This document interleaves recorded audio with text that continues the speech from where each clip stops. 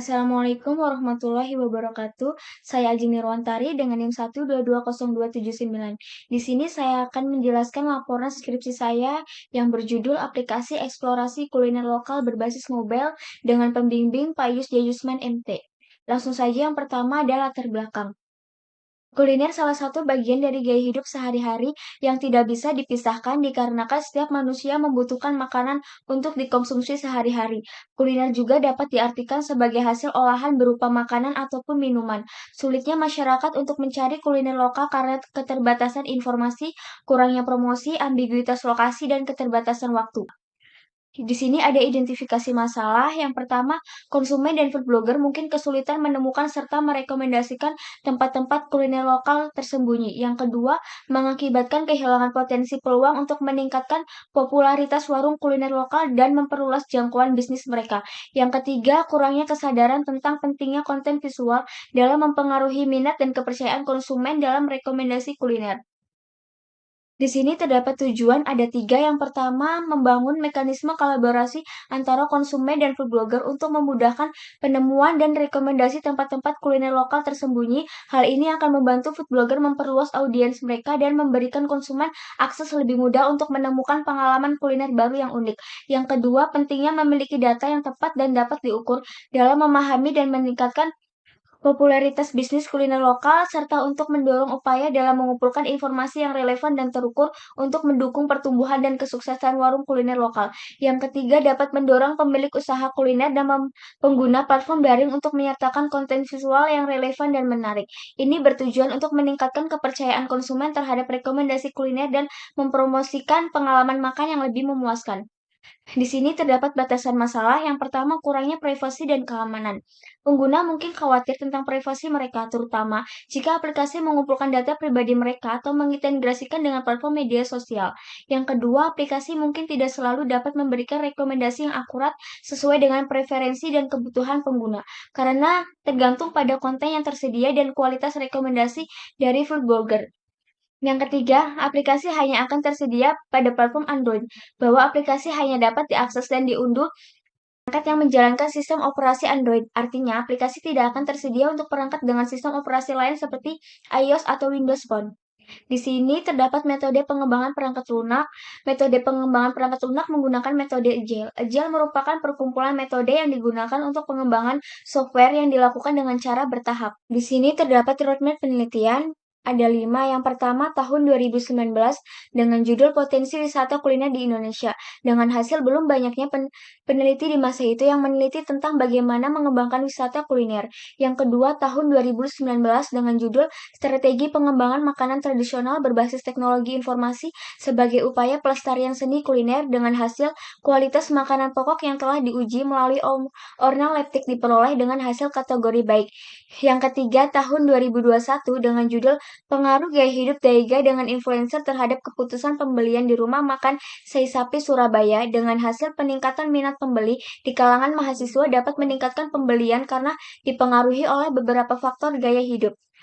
Yang keempat, tahun 2023 dengan judul Pengaruh Food Influencer dan Iklan Instagram Terhadap Minat Beli Kuliner di Universitas PGRI Wiranegara, dengan hasil pengaruh iklan yang menimbulkan minat beli di kuliner. Yang kelima, dengan judul Implementasi Sosial Media Influencer Terhadap Minat Beli Konsumen, Pendekatan Digital Marketing, dengan hasil influencer dapat membantu minat beli terhadap konsumen. Dalam roadmap penelitian di atas mengenai review jurnal, bahwa dalam jurnal kedua, ini lebih spesifik membahas tentang laporan yang telah dibuat mengenai efektivitas promosi kuliner di media sosial, dan review serta food blogger. Di sini terdapat perancangan sistem. Yang pertama, metodologi perancangan. Perancangan sistem aplikasi ini berfokus pada menciptakan nilai bagi pengguna dan bisnis, memastikan bahwa aplikasi tidak hanya berguna tetapi juga menyenangkan untuk digunakan.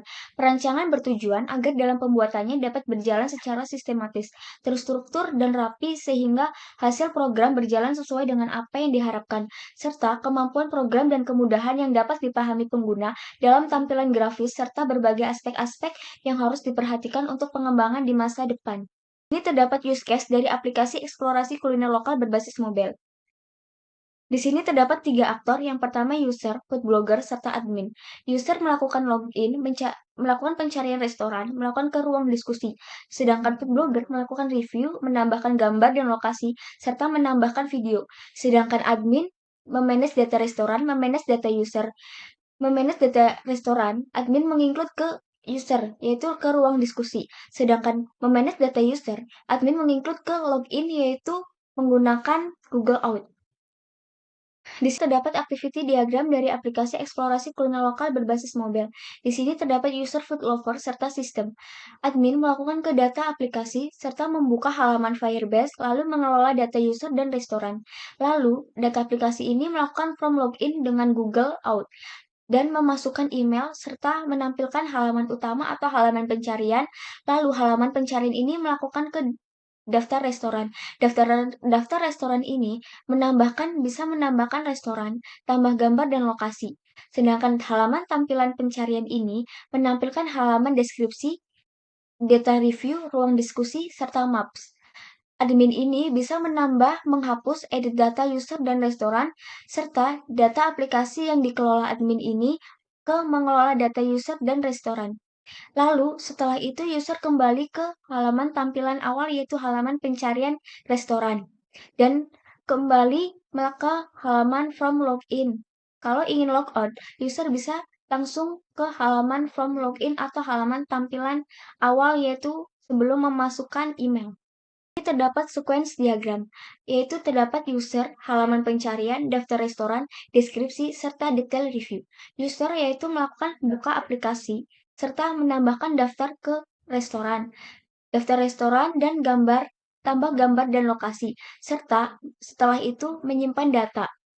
Lalu menambahkan review ke data review dan bisa menambahkan tambah video. Lalu setelah tersimpan semua, bisa mensubmit review. Lalu ke halaman daftar restoran, yaitu halaman pencarian. Di sini terdapat struktur proses. Yang pertama ada start, user membuka aplikasi, lalu melakukan login, serta melakukan ke halaman utama. Lalu setelah itu, bisa melakukan cari restoran, lihat hasil pencarian, pilih restoran atau makanan, serta ke halaman detail review, lalu melihat deskripsi, serta ke ruang diskusi, lalu melihat atau tambah review yang sudah dibuat atau ditambahkan oleh food blogger. Setelah itu di sebelah kanan ada tambah lokasi baru atau formulir tambah lokasi, serta kirim data lokasi atau konfirmasi lokasi. Di sini terdapat perancangan antarmuka. Yang pertama ada tampilan login dan pendaftaran. Yang kedua ada tampilan pencarian dan menambahkan resto. Yang ketiga ada tampilan deskripsi dan ruang diskusi. Yang keempat ada tampilan lokasi dan review. Yang kelima ada tampilan tambah video dan logout. Ini terdapat implementasi dan pengujian sistem. Yang pertama ada kasus dan hasil pengujian aplikasi. Di sini ada kasus dan hasil uji data normal. Yang pertama ada data yang diharapkan, hasil uji, serta kesimpulan. Yang pertama data ada login pengguna, yaitu yang diharapkannya berhasil, hasil ujinya menampilkan aplikasi menu utama. Kesimpulannya menu utama tampil. Yang kedua, datanya ada pencarian restoran yang diharapkannya yaitu berhasil.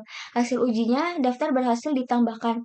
Dengan kesimpulan, daftar menu yang sudah dicari berhasil ditampilkan. Yang ketiga ada datanya tambah gambar. Yang diharapkannya berhasil, hasil ujinya tambah gambar berhasil disubmit. Dengan kesimpulan, tambah gambar berhasil ditambahkan setelah mengisi daftar restoran. Yang keempat, tambah lokasi dengan yang diharapkan berhasil. Dengan hasil uji, tambah lokasi berhasil ditambahkan. Dengan kesimpulan, tambah lokasi berhasil ditambahkan setelah mengisi daftar restoran.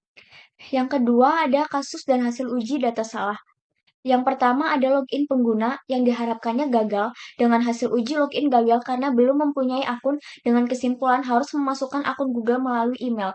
Yang kedua ada pencarian restoran yang diharapkannya gagal. Dengan hasil uji gagal ditambahkan ke dalam pencarian karena belum mengisi daftar restoran. Dengan kesimpulan harus mengisi daftar restoran terlebih dahulu.